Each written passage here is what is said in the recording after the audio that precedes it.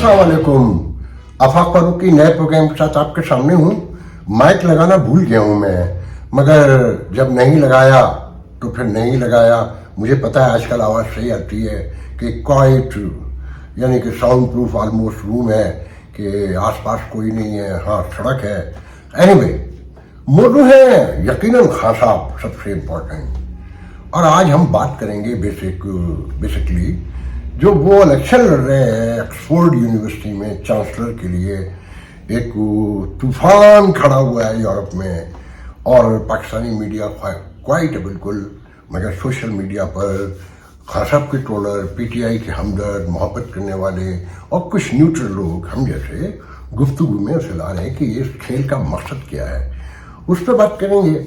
और वहाँ हो क्या रहा है, क्रेडेंशियल क्या है, खान साहब के मुकाबले में कौन लोग हैं, और ये खेल कौन रहा है, इसके नताइज क्या वसूल करना चाहते हैं, और रियासत ने उसकी क्या तैयारी की है। दूसरा, शुरू तो मैं यहाँ से देखें, मैं खान साहब के नए जलसे पे 8 सितंबर वाले पे बात नहीं करूँगा कि बज़ाहिर तो लोग यहाँ ये कह रहे हैं कि जी तलबा चार्ज हैं, अगर उस जलसे का इंतजाम पूरे मुल्क में तलबा ने संभाल लिया तो बांग्लादेश जैसी सूरत हाल होगी। मैं इस पर बिलीव नहीं करता।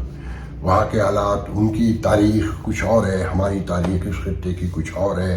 ये नफ़रतों से भरा हुआ इलाका, एक दूसरे से सड़ने जलने वाले और एक दूसरे की टांगें खींचने वाले, एहसास महबूमी ज़रूरत से ज़्यादा। और फिर वो एक ज़बान बोलने वाले, यहाँ रंग, नस्ल, ज़बान, मज़हब, फ़िरका, वहाँ तो शायद एक दो ही फ़िरके हैं, यहाँ तो हर तरफ एक क्या कहिए कि मुलायत ने सोसाइटी को सीज जिसे कहते हैं ना, मुकम्मल तौर पे कर लिया है। अब रियासत भी परेशान नजर आती है। मगर सबसे पहले हम बात करेंगे कि आज फैज साहब की बरसी है। मुझे उनसे अपनी तवील मुलाकातें याद आईं। मैंने कुछ चीज़ों का पहले जिक्र भी किया है, मगर उनके 2 शेर वो आज मुझे समझ में आए कि ऐसी तारीकियाँ आँखों में बसी हैं फराज, ऐसी तारीकियाँ आँखों में बसी हैं फराज, रात तो रात है हम दिन को जलाते हैं चराग, रात तो रात है हम दिन को जलाते हैं चराग। कि उस ज़माने में उनको गए हुए भी ज़माने हो चुके अब तो। उफ, कि क्या महरूमी थी और क्या मायूसी और क्या नाकामी का एहसास था कि ये रोमांटिक जो एज के ग्रुप से लोग शेर को देखते हैं या तहरीरों को समझते हैं, ये तरक्की पसंदी पे वो गालिब के चाहने वाले थे। और उनका कहना ये था कि इंसानी तारीख में, ये मुझसे उन्होंने कहा है कि अभी तक गालिब से बड़ा शायर किसी लिटरेचर में पैदा नहीं हुआ, किसी जबान में पैदा नहीं हुआ। तो मुझे आज तक याद है कि मैंने उनसे कहा कि तरक्की पसंदी में तो गालिब का कहीं नाम नहीं आते। कहने के गौर से पढ़ना, मैं रात को सरहाने सहीफे की तरह रखकर उनके दीवान को सोता हूँ। मैं मुख्तसरन सुना रहा हूँ। तो उन्होंने शेर सुनाया गालिब का और कहा कि पूरी तरक्की पसंदी की शायरी एक तरफ और पूरा अदब एक तरफ, और गालिब का ये शेर एक तरफ कि कैद में भी तेरे वहशी को वही जुल्फ की याद, कैद में भी तेरे वहशी को वही जुल्फ की याद। कि यहाँ तो खाना डंपर चाहिए, बम्पर चाहिए, टेलीफोन चाहिए, गद्दा चाहिए, बिस्तर चाहिए, और वो क्या कह रहा है कि कैद में भी तेरे वहशी को वही जुल्फ की याद। हाँ, एक रंजे गरां बारिये जंजीर भी था, हाँ एक रंजे गरां बारिये जंजीर भी था। ओह माय गॉड, इसे सोचिए, बस महसूस कीजिए अगर आप सेंसिटिव हैं। यह है गालिब, और फिर खुद फरार के दिल को ये उम्मीद कि तू भी हो फसलता शायद। ये सब तरक्की पसंदी के शेर हैं। ये इनकलाब के लिए जो तड़प है उसके इशारे हैं कि क्या मेरे जहन से निकल जाता है, जज्बातियत इतनी हावी आ जाती है। दिल को ये उम्मीद कि शायद हो फसलता तू भी, दिल की क्या बात करें, दिल तो है नादा जाना। खैर, हम इससे बाहर निकलते हैं। अभी अभी खबर सुनी होगी कि 10 या 20 रन से पाकिस्तान बांग्लादेश से पहली बार टेस्ट हार गया। जब کوئی سماج ٹوٹ رہا ہوتا ہے نا، جب کوئی ڈکلائن بڑا آ رہا ہوتا ہے تو آل آسپیکٹ میں آتا ہے اور انڈیکیشنز ہوتی ہیں، بتا رہا ہوتا ہے اللہ تعالیٰ کہ تم جیسا کرتے جاؤ گے وہ تمہارے سامنے آتا جائے گا۔ ہم بہت اچھا بھی کر رہے ہوں نا اور اپنے اطراف کو اوائڈ کر رہے ہوں، ان کی آنیاں جانیاں، ان کی سرگرمیاں، ان کی اعتبار، عادات، ان کی جبلت، ان کی فطرت پہ ہماری نگاہ نہ ہو، اس کی روشنی میں فیصلے نہ کر رہے ہوں، تو وہ بھی ہمیں بھگتنا پڑتا ہے۔ خالی آنیسٹی کام نہیں آتی کہ پھر جس معاشرے میں چیک اینڈ بیلنس ہی نہ ہو، میرٹ نہ ہو، انصاف نہ ہو، قانون نہ ہو، وہاں آپ لوگ جو امیدیں لگاتے ہیں، آپ بنگلہ دیش کو ابھی تک ذہنی طور پر غلام سمجھتے ہیں اپنا، وہی چھوٹے چھوٹے کالے کالے بنگالی جو روٹی کھاتے تھے بس، اور آپ ظاہر کرتے تھے جسے آپ دیتے ہیں، نہیں یہ وہ بنگالی نہیں ہے، وہ بنگالی تھے ہی نہیں کبھی جو آپ اور ہم سمجھتے تھے، وہ بہت ڈفرینٹ تھے، اور انہوں نے 3 بار 4 بار 4تھی بار میرے خیال میں آزادی لے کے دکھا دی ہے۔ ڈیڈیکیشن، اسٹرگل، محنت جسے کہتے ہیں نا، اور آنیسٹی، وہ فتح سے ہمکنار کرتی ہے۔ بات کرتے ہیں یہاں احتساب کی کہ جی جب ہار رہے تھے ٹرافی، چیمپئن شپ، ورلڈ چیمپئن ٹرافی، تو کتنی لمبی لمبی باتیں تھیں کہ احتساب ہوگا۔ سب سے پہلے تو احتساب ہمارے سابقہ دوست محسن نقوی کا ہونا چاہیے۔ کس کیپیسٹی میں؟ وہ جرنلسٹ ہیں، بہت اچھے جرنلسٹ ہیں، بہت محنت کی، بہت ہمبل آدمی ہیں، بہت مینرڈ آدمی ہیں، اور بہت رکھ رکھاؤ، اور ان جیسی تواضع وزادار آدمی، ان جیسا میزبان میں نے بہت کم دیکھا ہے۔ ایک اور ہے میرے دوست شاہد چغتائی، مگر یہ میرٹ نہیں ہے آپ کی اہلیت کا کہ آپ کس کام کے لیے چنے گئے ہیں، اور پھر آپ وزیر خارجہ بھی ہیں، دونوں بڑے اہم ترین عہدے جس سے آپ کا کبھی زندگی میں کوئی لینا دینا ہی نہیں رہا، مینپولیشن سے، سب آپ سماج ایسے آگے بڑھا سکتے ہیں۔ اور احتساب کی بات سنیں کہ ابھی 4 دن پہلے اسٹینڈنگ کمیٹی کا، کھیلوں کی اسٹینڈنگ کمیٹی کا قومی اسمبلی میں یا سینٹ میں اجلاس تھا، تو وہاں پتہ چلا کہ یہ جو پی سی بی ہے اس کا چیئرمین کسی کو جواب دہ ہی نہیں ہے، یہ وزارت کھیل کو جواب دہ نہیں ہے۔ پوچھا گیا بھائی یہ کیسے، یہ تو کانسٹیٹیوشن جو غلط ہے، کہ نہیں جی انہوں نے ریکوائر بھیجی تھی محسن نقوی نے وزیر اعظم کو کہ جی میں آپ کو ڈائریکٹ رپورٹ کرنا چاہتا ہوں، میں کسی اور کو نہیں کروں گا۔ مطلب پورا سسٹم بریک کروایا گیا نا۔ وزیر اعظم کا مطلب کیا کہ ارینجمنٹ تھی کہ ٹھیک ہے یار جو چاہو کرو، کیونکہ سفارش بہت تگڑی ہے نا۔ ایسے ہی نہ وہ پیپلز پارٹی کے آدمی ہیں بظاہر، نہ وہ مسلم لیگ نون کے ہیں، نہ وہ کسی اور پارٹی سے ہیں، وہ سینیٹر بھی ہیں، وہ وزیر داخلہ بھی ہیں۔ مطلب کوئی سوچ سکتا ہے؟ اور کتنا بڑا حادثہ ہو گیا پولیس کا کہ 12 سے 16 لوگ مارے گئے، اور جن حالات میں مارے گئے 52 آپریشن ہو چکے ہیں وہاں، اور آج تک کسی کو پتہ ہی نہیں ہے کہ وہاں پر کتنی زمین پہ کیوں قبضہ ہے، اور وہ سینکڑوں ہزاروں لوگوں کو اغوا کر کے باقاعدہ ایک انڈسٹری بنا چکے ہیں وہ۔ اور اب تو وہ کنڈ کوٹ کی سڑک بھی انہوں نے بند کر دی، لاہور اور سکھر کے درمیان تو وہ فائرنگ کرنے شروع ہی گئے تھے۔ مطلب ایک طرف دہشت گردی ہے شمالی علاقوں میں، بلوچستان میں، وہاں وقتہ پڑا ہوا ہے۔ اب جو مین سیٹلڈ سوسائٹی ہے، جو مین سیٹلڈ ریاست ہے، وہاں پر ڈاکوؤں نے جدید ترین اسلحے کے ساتھ، اور سپاہیوں کے پاس کیا ہے؟ انہیں محسن نقوی کو دیکھ رہے ہیں۔ میں کہتا ہوں نا کہ صرف اور صرف میڈیا پرسپشن ہے، تھانے کا وزٹ، ہاسپٹل کا وزٹ، اور روز جو واقعات ہوتے ہیں وہ یہ بتاتے ہیں کہ یہ سب نمود و نمائش کی علاوہ کچھ بھی نہیں ہے، یہاں کچھ بچا ہی نہیں ہے۔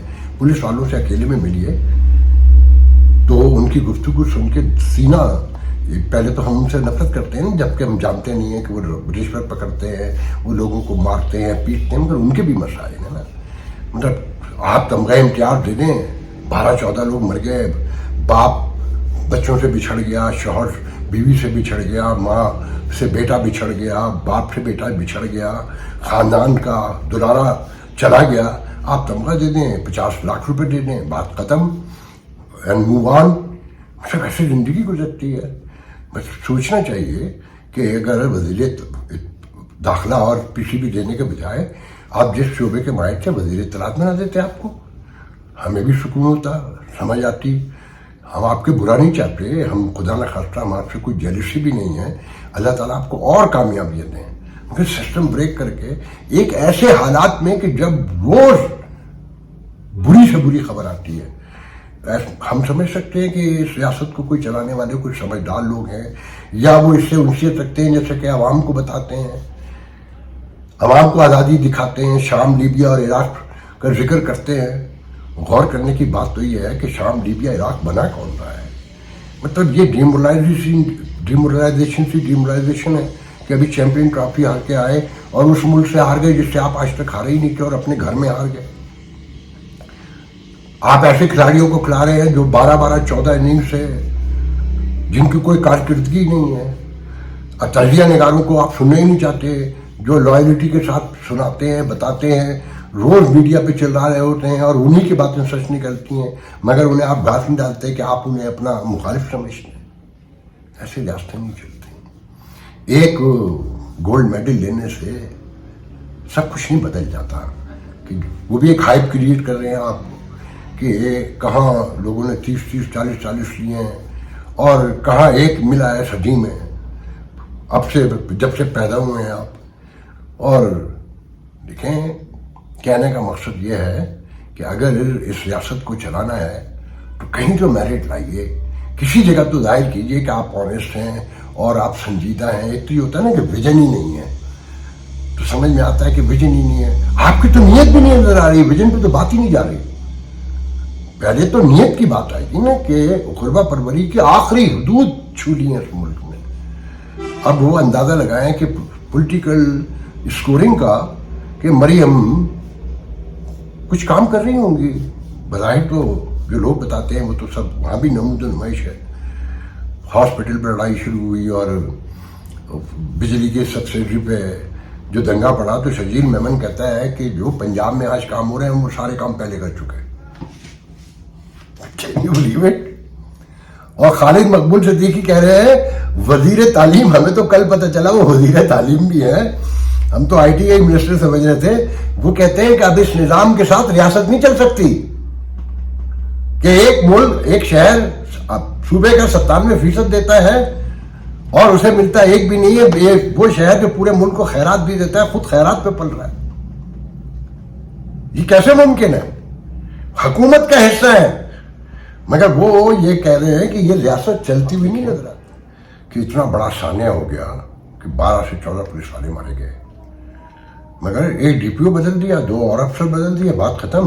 اور دکھا کیا رہے ہیں کہ 3 ہندو سپاہی بھی تھے، اس کو بار بار دکھا رہے ہیں بھائی وہ صنعت سہیل ہیں، وہ بہت پہلے سے زمین کے مالک ہیں، اس کے پرکھے ان کے یہاں دفن ہیں، جب یہ ملک کہیں تصور میں بھی کسی کے نہیں تھا۔ مگر اس کمیونٹی کی بیسکلی کیا حالت ہے سندھ میں اور پنجاب اور سندھ کے سرحدی علاقے میں، وہ جا کے دیکھیں۔ ان کے لوگ سپاہی بھرتی نہیں ہوتے، وہ ایک خوشحال مطمئن، صرف ایک خوف زدہ ہیں، یہاں کی انتہا پسندی سے، وہ پرانے کاروباری لوگ ہیں، وہ اس خطے کی اکانومی چلایا کرتے تھے۔ اور اب حالات یہ ہیں کہ آپ انہیں کچھ تھوڑے بہت یوں رکھنا چاہتے ہیں کہ ان کے نام پہ آپ نے شراب کے ڈپو لگنے ہیں، آپ نے شرابیں بیچنی ہے، خریدنی ہے، آپ نے سارے جو گھٹیا کام ہیں ان کے نام پہ کرنے ہیں کہ ان کا مذہب اجازت دیتا ہے، جبکہ ان کا مذہب اجازت نہیں دیتا۔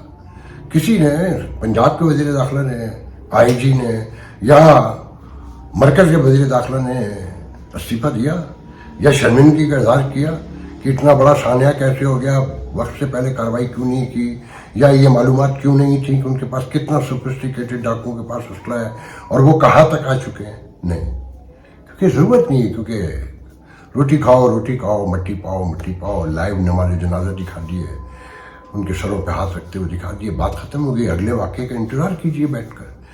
تو جناب بات ساری یہ ہے کہ کہیں کسی بھی معاملے میں کوئی کامیابی مجھے دور تک نہیں نظر آتی۔ ابھی تو آئی ایم ایف کا مسئلہ اٹکا ہوا ہے نا، تو آنے والے دنوں آپ کو سمجھ میں آئے گا، میں آپ سے زیادہ بات نہیں کروں گا کہ دنیا آپ سے اب کتنی مطمئن ہے اور کتنی نہیں ہے، کہ آپ کی اکانومی کہاں کھڑی ہے۔ یہ تو میں نے پہلے ہی بتایا تھا نا کہ بظاہر اکانومی کے انڈیکیٹر جو بتا رہے ہیں کہ جی وہ آگے بڑھ رہی ہے، مگر قرضوں کا بوجھ اور انفلیشن اتنا زیادہ ہے، مہنگائی اتنی خوفناک ہے کہ اس بہتری کے آپ پر کوئی اثر مرتب ہوتے نہیں نظر آتے، نہ نظر آئیں گے فوری طور پر 2 4 5 سال تک۔ اور یہ سوشو پولیٹیکل کیوس جو ہے، جو ریلیجیس کیوس ہے، بہت سی باتیں میں کرتا نہیں ہوں اس لیے کہ بہرحال مجھے بھی جان عزیز ہے، مگر یہ سوسائٹی سیج ہو چکی ہے۔ آنے والے دنوں میں آپ کے پاس صرف اور صرف ایک ہے کہ آپ نے بجلی کا بل کیسے دینا ہے۔ اگر آپ کو یہاں سبسڈی دیں گے تو کہیں اور سے چھین لیں گے۔ آپ نے یہ بھی سن لیا ہوگا بہت سے لوگوں نے کہ جو ایف بی آر کا ہدف ہے ایک سہ کا کہ 2500 سمتھنگ ارب، اگر وہ نہیں ہوا تو ایک نیا منی بجٹ بھی آنے والا ہے۔ تو کیا کیا بتائیں، اتنی خبریں ہیں، اتنے معاملات ہیں، اور اب وہ شور یہ ہے کہ جلسہ ہوگا 8 ستمبر کو نہیں ہوگا، خان صاحب رہا تو نہیں ہو جائیں گے، خان صاحب آرمی ٹرائل کے تلین چلے جائیں گے۔ یہ ایک عام آدمی کے مسائل ہیں۔ لیکن میں تو ایک بات بہت صاف کہنا چاہتا ہوں، یہ جمہوریتیں نا مجھ جیسے لوگوں کو بہت اچھی لگتی ہیں کہ ایک عام آدمی جسے روٹی چاہیے، پانی چاہیے، بجلی چاہیے، گیس چاہیے، ایک چھوٹی سی چھت چاہیے، ایک ان سب کے لیے ایک روزگار چاہیے نا، ایک نوکری چاہیے، ایک چھوٹا سا کاروبار چاہیے کہ وہ اپنے بچوں کو اسکول بھیج سکے، وہ اپنی بیٹیوں کو ان کی شادی کر سکے، اور انہیں زندگی میں کامیاب دیکھ سکے، اپنے بچوں کو اپنے ماں باپ کی خدمت کر سکے، ان کی کوئی سپورٹ کر سکے، اپنے ہیلتھ کے معاملات اپنے بچوں کو دیکھ سکے۔ Human rights, women rights, citizen rights, civic rights, constitution, democracy, parliament, supreme court, اس کا کیا لینا دینا ہے؟ سپریم کورٹ سے عام آدمی کا کوئی لینا دینا ہے؟ بہرحال آگے بڑھتے ہیں خان صاحب کے بارے میں ویسٹرن ورلڈ میں کیا ہو رہا ہے اور کیا بتایا جا رہا ہے۔ تو میں صرف اتنا کہوں گا کہ یہ خان صاحب کی رہائی کے لیے آخری حربے کے طور پر استعمال کرنے کی کوشش کی جائے گی، بڑے دباؤ کے طور پر، اور ان کی پوزیشن اچھی بتائی جاتی ہے۔ لیکن میڈیا کا کھیل ہے آج کی دنیا میں، میڈیا گمراہی پھیلاتا ہے اور وہ پوسٹر بناتا ہے، پرسپشن بناتا ہے، میگا اسٹار بناتا ہے، زیرو بناتا ہے، ہیرو بناتا ہے۔ تو خان صاحب اس وقت پوری دنیا میں ڈسکس ہو رہے ہیں کہ 1.25 سال سے آلموسٹ جیل میں ہیں، اور اپنی ایک BBC کی ایک رپورٹ کے مطابق آکسفورڈ کا چانسلر کیسے منتخب ہوتا ہے، اس کے آپ پورا ایک طریقہ کار ہے جو ایک ڈیموکریٹک انسٹیٹیوٹ میں ہونا چاہیے۔ پاکستان کے سابق وزیر اعظم عمران خان جو اس وقت راولپنڈی کی اڈیالہ جیل میں ہیں، انہوں نے آکسفورڈ کے چانسلر کے انتخاب میں حصہ لینے کے لیے نامینیشن پیپرز جمع کرا دیے ہیں، جو زلفی بخاری نے ان کے بہاف پر جمع کرائے ہیں۔ یہ انتخاب کسی سیاسی عہدے کے لیے نہیں ہے بظاہر، بلکہ ایک اعزازی منصب ہوتا ہے جسے اب سیاسی بنایا جا رہا ہے۔ انتخاب جیتنے کی صورت میں چانسلر 10 سال کے لیے منتخب ہوتا ہے، ایک طویل عرصہ ہے یہ۔ اس عہدے میں تنخواہ یا مراد نہیں ہوتے، ایک آنری ہے، ایک آنر ہے، اور نہ ہی چانسلر پر کسی قسم کی انتظامی ذمہ داری عائد ہوتی ہے، مگر وہ ڈیلی روٹین کے معاملات سے کوئی لینا دینا نہیں ہے۔ مگر وائس چانسلر کو منتخب کرنا، اہم تقریبات کی صدارت، فنڈز جمع کرنا، اس کی پرسنالٹی دکھا کے میگا اسٹار ہوتا ہے، بڑا ورک ہوتا ہے اس کا سوسائٹی میں، یونیورسٹی کی نمائندگی کرنے میں چانسلر کا اہم کردار ہوتا ہے۔ چانسلر ایک قسم کا یونیورسٹی کا سفیر، ایمبیسڈر کہہ سکتے ہیں، کہ جو اس کا فیس ہوتا ہے۔ نئے چانسلر کے انتخاب کے لیے یونیورسٹی کی کونسل چانسلر الیکشن کمیشن تشکیل دیتی ہے، جس کا کام رولز اینڈ ریگولیشن کے مطابق انتخابی عمل کا انعقاد اور نگرانی کرنا ہوتا ہے۔ وہ اس عمل پر اثر انداز بالکل بھی نہیں ہو سکتے اور نہ ہوتے ہیں۔ عمران خان کے لیے اس انتخاب میں حصہ لینا حالیہ ووٹنگ سسٹم میں ترمیم کے بعد ممکن ہوا ہے۔ یہ بڑی اہم بات ہے، جس کے مطابق یونیورسٹی کے گریجویٹس جو جا چکے ہیں، جو موجود ہیں، وہ حصہ نہیں لے سکتے۔ گریجویٹ اسٹوڈنٹس اور اسٹاف کے موجودہ اور سابقہ ارکان اب اپنے ووٹ آن لائن دے سکیں گے، مطلب جو جہاں ہے وہ بیٹھ کے کلک پر ووٹ دے سکتا ہے۔ اس حلقہ انتخاب کو کانویکیشن کہتے ہیں، جیسے سالانہ ڈگری کی تقریب بھی ہوتی ہے، وہی سیم نام ہے۔ یونیورسٹی کے مطابق اب دنیا بھر سے 2.5 لاکھ سے زیادہ اہل ووٹرز چانسلر کے انتخاب میں حصہ لے سکیں گے۔ یہ پوری دنیا میں پھیلے ہوئے ہیں اور بڑے بڑے عہدوں پر ہیں۔ Oxford is the biggest, the largest and greatest university in the world۔ انتخاب میں حصہ لینے والے امیدواروں کی حتمی فہرست اکتوبر میں شائع کی جائے گی اور ووٹنگ کا عمل 28 اکتوبر سے شروع ہوگا۔ 10 سے کم امیدواروں کی صورت میں انتخاب کا صرف ایک دور ہوگا. 4 ہیں ٹوٹل، خان صاحب کے علاوہ 3 ہیں ابھی تک. امیدواروں کی زیادہ تعداد ہونے کی صورت میں انتخابی عمل کا دوسرا دور 18 نومبر سے شروع ہوگا. اس الیکشن میں موجودہ اسٹوڈنٹ، موجودہ اسٹاف یا کسی سیاسی عہدے کے امیدوار افراد حصہ نہیں لے سکتے، جیسا کہ میں نے پہلے کہا تھا. تحریک انصاف کی طرف سے عمران خان کے اس فیصلے کے پیچھے چھپے مقصد کو تو واضح نہیں کیا جا رہا فی الحال، مگر جاننے والوں کو تو سب معلوم ہے کہ وجہ کیا ہے، کیا دباؤ بڑھانا ہے.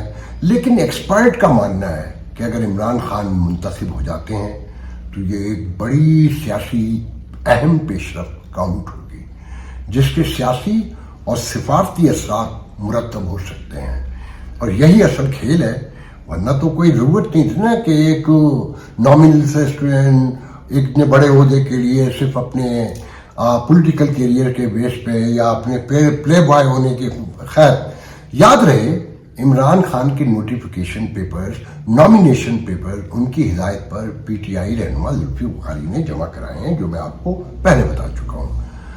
اب آئیے خان صاحب کے مقابلے میں ابھی تک ان کے مقابل کھڑے ہونے والے 3 دوسرے افراد کون ہیں، ان کا تعلیمی، سیاسی، سماجی اور تحقیقی کیریئر کیا کہتا ہے، مطلب ان کی بایوگرافی، ان کا بیک گراؤنڈ، کہ وہ کس طبقے سے تعلق رکھتے ہیں اور وہ اس عہدے کے کتنے اہل ہیں، اور خان صاحب کے مقابلے میں ان کا کیا انہیں ویلیو دی جا سکتی ہے.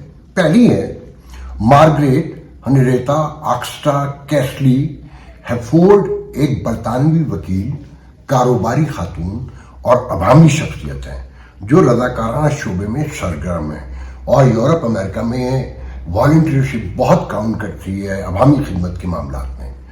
وہ کانٹری یونیورسٹی کی چانسلر ہیں، شیکسپیئر گلوب کے بورڈ آف ٹرسٹیز کی چیئر پرسن بھی ہیں، اور اس سے قبل ایکشن ایڈیو کے کی چیئر پرسن اور معروف ریٹیلرز جان لوئس پارٹنرشپ کی کمپنی سیکریٹری اور ہیڈ آف لیگل سروسز بھی رہ چکی ہیں. کیسلی ہیفورڈ نے آکسفورڈ کے مجھے اس کا اتنا نام نہیں پتا، pronunciation I am sorry, Somerville college سے قانون کی تعلیم حاصل کی. وہ practical planning, permission and application کے عنوان سے کتاب بھی لکھ چکی ہیں، مطلب مصنفہ بھی ہیں، انٹلیکچوئل ہیں بڑی، اور بہت بڑا نام ہے ویسٹرن ورلڈ کا میڈیا، اسپیشلی برطانیہ کا میڈیا ان سے بڑا قریب ہے. ولیم جیفرسن ہیگ یہ دوسرے فرد ہے. بیرن ہیگ آف رچمنڈ ایک برطانوی سیاستدان ہے جو 1997 سے 2001 تک کنزرویٹو پارٹی کے رہنما اور قائد حزب اختلاف رہ چکے ہیں.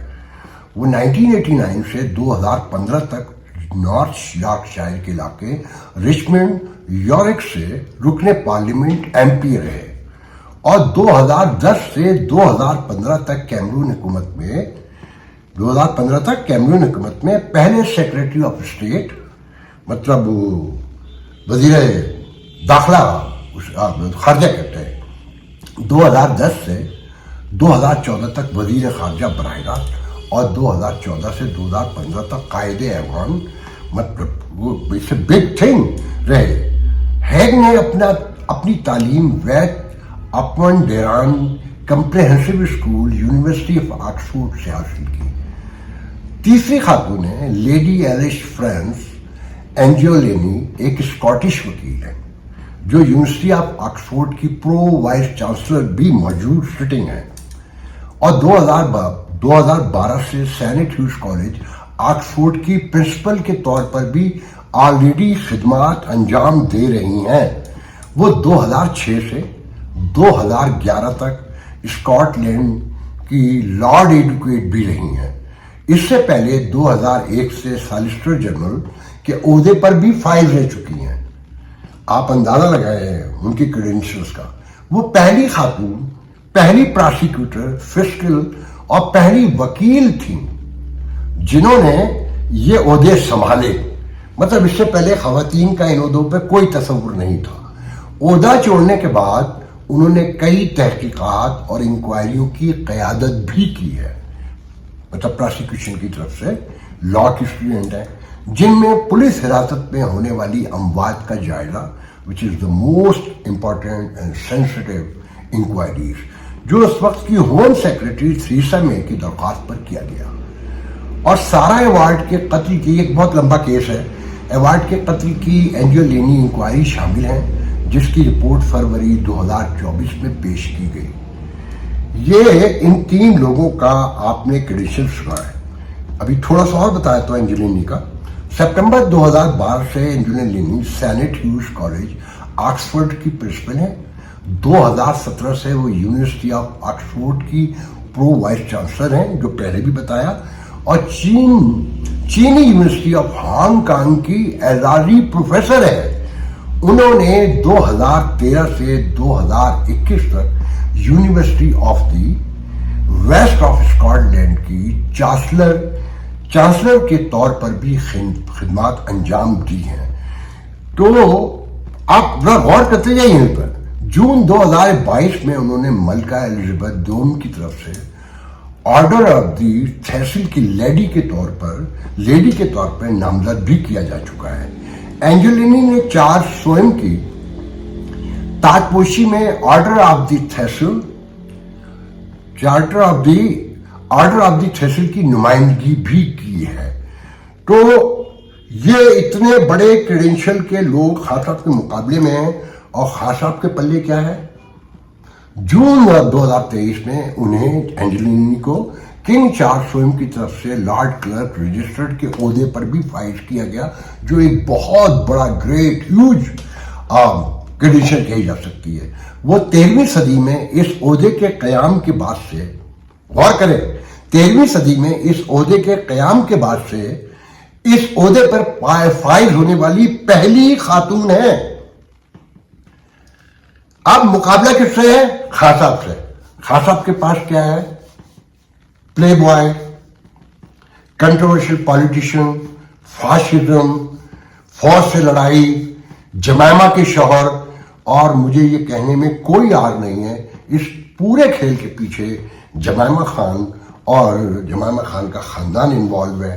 سب کو یاد ہوگا کہ ان کے بھائی کی میئرشپ کے الیکشن میں صادق خان کے مقابلے میں خان صاحب نے اسے فیور کیا تھا، اور ایک پاکستانی کی مخاطبت کی تھی، جو ٹرک ڈرائیور کا بیٹا ہے، اور جس نے تاریخ رقم کی برطانیہ میں کہ 2 بار وہ بھاری اکثریت سے منتخب ہو چکا ہے۔ خان صاحب نے اس کی مخالفت کی تھی۔ اب خان صاحب اس سے فائدہ کیا لینا چاہتے ہیں؟ یہ بڑا آبویس ہے کہ اتنا بڑا عہدہ، ان کی کریڈینشل آپ نے سنی کہ 3 چیزوں کے لیے امپورٹنٹ ہے، کہ ایک وہ برانڈ ہے، ایمبیسڈر ہے، فنڈ ریزنگ ہے، اور آکسفورڈ کی ریپرزنٹیشن ہے کہ کہیں جانا ہے تو وہ ایک فیس ہے آکسفورڈ کا۔ اگر خان صاحب جیل میں ہوں گے تو شور پڑے گا نا کہ چانسلر جسے 2.5 لاکھ ووٹوں کے یونین نے منتخب کیا اور وہ جیل میں ہے۔ اچھا، ایک بات بالکل طے ہے، خان صاحب کے کیس تو سارے کمزور ہیں، سب اڑنے والے ہیں، اور ریاست کو ایک بات سمجھ میں نہیں آ رہی کہ 9 مئی کے واقعات پہ آپ آرمی کے کورٹ میں لے بھی جائیں۔ اتنا طویل عرصہ گزر چکا ہے، کرمنل لا کی ہسٹری بتاتی ہے کہ جتنا کیس پرانا ہوتا جائے گا، پراسیکیوشن کا کیس کمزور ہوتا جائے گا، اور سامنے والے کو فائدہ ہوتا چلا جائے گا، اور جس طرح سے ریاست کے حالات ہیں، جو معاملات بگڑ رہے ہیں، جو پرسپشن حکومت کا ختم ہوتا جا رہا ہے، اس کی روشنی میں خان صاحب کو جیل میں رکھا جا سکے گا، کوئی انہیں سزا سنا کر امن و امان برقرار رکھا جا سکے گا۔ میں یہ تو نہیں مانتا کہ 8 سپٹمبر کو جلسہ ہوگا یا نہیں ہوگا، یا پھر کوئی بہانے بازی ہوگی کہ خان صاحب کی لیڈرشپ تو سب ان کے لوگ ہیں۔ یہ میں بار بار ریپیٹ کر چکا ہوں، اور خان صاحب بیچارے مجبور ہیں اندر، اور خان صاحب کا اگر جلسہ ہو بھی جائے تو پورا پاکستان نہیں امڑ آئے گا۔ جس طرح ریاست کا اسٹرکچر ہے، جو اسٹریٹجیز ہوتی ہیں، اور جس طرح روکا جاتا ہے، یا جو لوگوں کو اب ایک ہیبٹ ہو گئی ہے کہ میڈیا پہ دیکھنا ہے، وہ میڈیا پہ دیکھ لیں گے، اور نیچر، سائیکی، یہ ساری چیزیں عوام کی وہ اس بات کا کہیں یقین نہیں دلاتی کہ پورا پاکستان بنگلہ دیش کی طرح امڑ آئے گا، کہ جیسا کہ یہاں مسلسل کہا جا رہا ہے کہ سب کچھ چارج ہے، تیار ہے اور کسی وقت بھی لاوا پھٹ سکتا ہے، میں اس بات کو نہیں مانتا. اور جو اس بات کو مانتے ہیں وہ ایک بات ذہن میں رکھ لیں. مجھے تو نہیں کہنا چاہتا تھا، مگر جو ہمارے آرمی چیف کہتے ہیں نا کہ آزادی سمجھنی ہے تو شام سے، لیبیا سے اور عراق سے اور افغانستان سے اور فلسطین سے، ان سے سیکھیں. تو ہماری اسٹیبلشمنٹ کو بھی سیکھنا چاہیے کہ ریاست ماں ہوتی ہے، اور ماں کا جو رول ہے وہ سب بچوں کو برابر رکھتی ہے. اگر ایک بچے کو یہ فیل ہو جائے کہ باپ یا ماں اس سے زیادتی کر رہے ہیں یا اسے اوائڈ کر رہے ہیں، نیگلیکٹ کر رہے ہیں، اگنور کر رہے ہیں، تو وہ بچہ باغی ہو جاتا ہے. اور اس ملک میں حقوق کے حوالے سے جو ایک طویل جنگ وہ آپ سب کے سامنے ہے. آج کے لیے مجھے اجازت دیجیے، انشاءاللہ کل ہو نہیں جانتا کرنا پیندا ہے، ہو نہیں جانتا کرنا جیون دے لئی مرنا پیندا.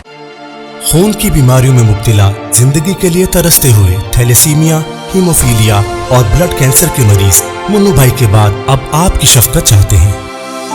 انہوں نے ملک کے لیے بہت کچھ کیا، آئیے ہم بھی ان کی سندس فاؤنڈیشن کے لیے کچھ کریں. منو بھائی کے مشن کو آگے بڑھائیں. تو پھر آئیں آپ بھی اپنی زکوٰۃ عطیات سندس فاؤنڈیشن کو دے کر بچائیے کسی بچے کی جان. یہ علی ہے. علی کو تھیلیسیمیا ہے. آج اسے اپنی سالگرہ پر بلڈ ٹرانسفیوژن کے لیے آنا پڑا. سندس فاؤنڈیشن گزشتہ کئی سالوں سے تھیلیسیمیا کے شکار ہزاروں بچوں کی زندگی میں امید اور خوشیوں کے رنگ بکھیر رہا ہے. بھی آپ اپنی خیرات، زکوٰۃ اور عطیات سندس فاؤنڈیشن کو بھجوا کر ان بچوں کی زندگی کے ٹمٹماتے چراغوں کو روشن رکھیں.